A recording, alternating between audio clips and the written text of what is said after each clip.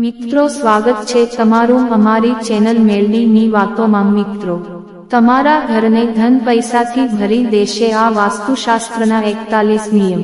1 પૂજા રૂમની સફાઈ દર શનિવારે જરૂર કરો અને ગંગાજળનો છંટકાવ પણ કરો।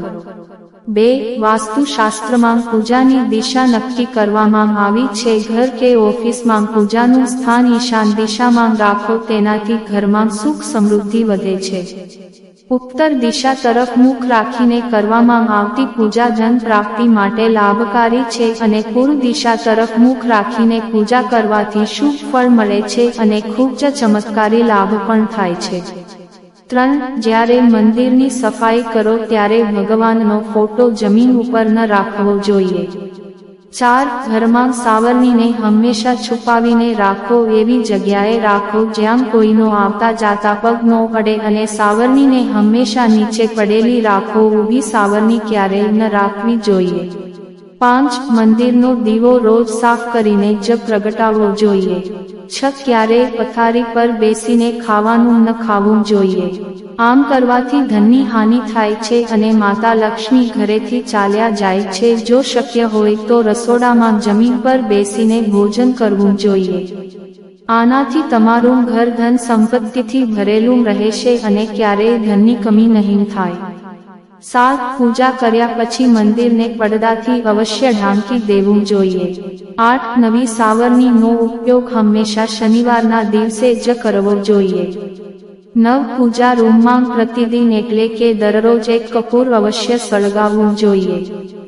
10 આ વાતનું ધ્યાન રાખો કે કોઈ પણ રૂમમાં જો બીમ બનાવી હોય તો તેની નીચે ક્યારેય બિસ્તર ન લગાવો, તેનાથી ઘરમાં નકારાત્મકતા વધે છે। આવામાં કોશિશ કરો કે બીમ ઉપર કોઈ પણ વસ્તુ ન રાખો, ત્યાં બેસવું કે સૂવું પણ ન જોઈએ। 11 પૂજામાં શંખનું ખૂબ જ મહત્વ છે, તેથી પૂજા રૂમમાં શંખ અવશ્ય રાખવો જોઈએ।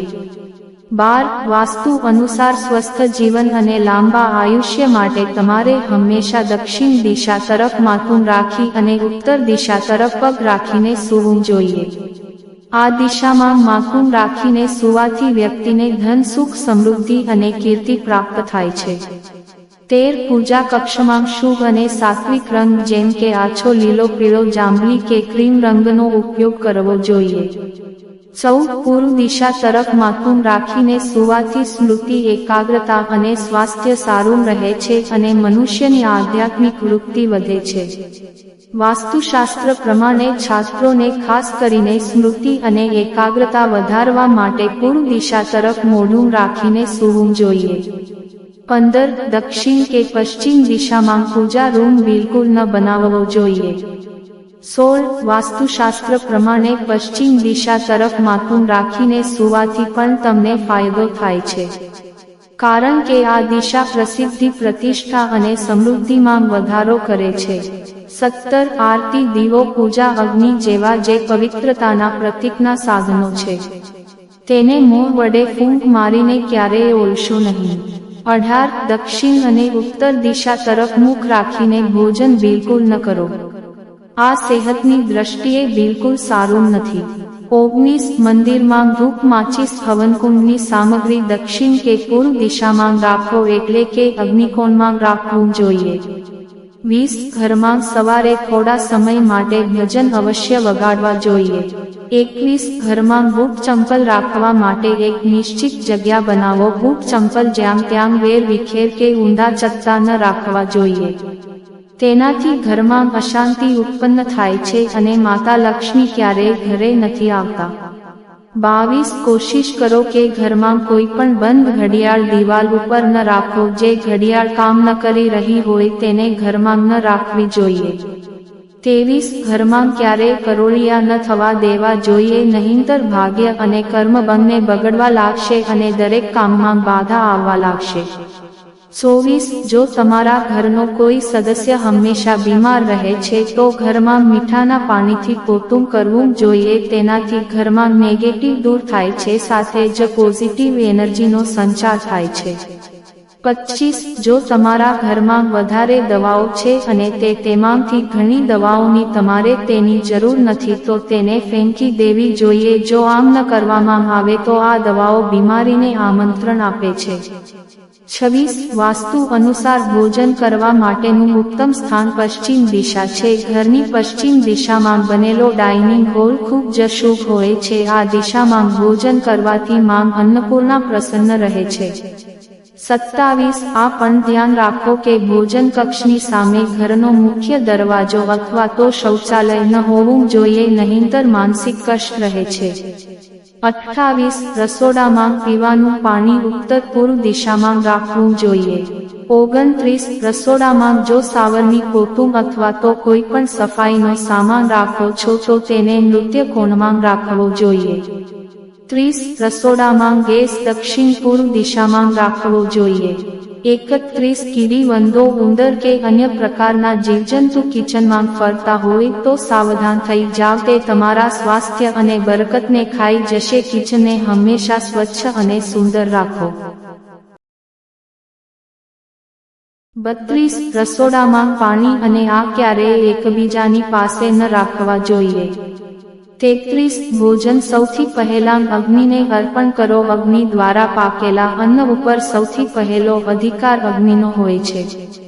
34 ભોજનની થાળીને ક્યારેય પણ જમીન ઉપર ન રાખવી જોઈએ. થાળીને હંમેશા ચટાઈ અથવા તો ટેબલથી સન્માનથી રાખવી જોઈએ, પછી જ ભોજન કરવું જોઈએ. ભોજન કર્યા પછી થાળીમાં હાથ ક્યારેય ન ધોવા જોઈએ. 35 ભોજન કરતા પહેલા પૂર્વ દેવતાઓનું આહ્વાન કરવું જોઈએ. ભોજન કરતી વખતે વાતચીત કે ક્રોધ ન કરવો જોઈએ. પરિવારના તમામ સદસ્યોની સાથે બેઠીને ભોજન કરો. 36 પિત્તળના વાસણોમાં ભોજન કરો. તાંબાના વાસણમાં પાણી પીવું અત્યંત લાભકારી હોય છે. 37 રસોડાના નળમાંથી પાણી ટપકવું એ આર્થિક સંકટની નિશાની છે. એટલા માટે જો રસોડાના નળમાંથી પાણી ટપકતું હોય તો તેને જલ્દી જ સારું કરાવી નાખો. 38 રાત્રે ચોખા દહીં અને સત્તુનું સેવન કરવાથી દેવી લક્ષ્મીનો અનાદર થાય છે, અત સમૃદ્ધિ ઈચ્છે છે તથા જે વ્યક્તિઓને આર્થિક કષ્ટ રહે છે તેઓએ આનું સેવન રાતના ભોજનમાં ન કરવું જોઈએ. 39 રસોડાના નળમાંથી પાણી ટપકવું એ આર્થિક સંકટની નિશાની છે. એટલા માટે જો રસોડાના નળમાંથી પાણી ટપકતું હોય તો તેને જલ્દી જ સારું કરાવી નાખો.